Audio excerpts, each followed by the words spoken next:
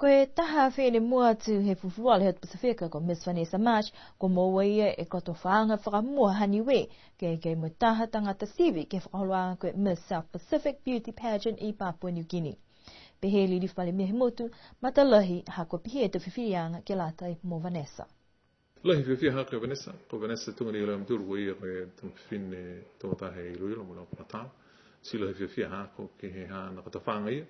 Niko tuko ange he Miss South Pacific Pageant. Ki lo matai e ki te whirianga ki aro tūru no kua tūku ai e tau hinga, ke la tae me tau ni. Pehe taha matakai nanga kua whiawhia lahi ke longo anu kua amna ki ai e whalala niwe ki tua atu ki he koto whaanga nei. Kai nā kai whiawhia hako nā kai whaiwhailoanga ki he tau mena lalohi pihinei he o te Pasifika. Ko Vanessa March mō whuke ia e whōwhō koe Miss South Pacific he tau kūkū wa mali mai nā whawhuke tokolonga hako whawhwali whiwhini niwe mai ilo mai talhaua tunga ia. Ko ia nei whoki ko amana ki ai ki ngā hua whalataha mo ia he ofisa he tau tangata whenonga e ko Hayden Porter. Amana ki whakalula he walatala nei ki he tau ahi mua.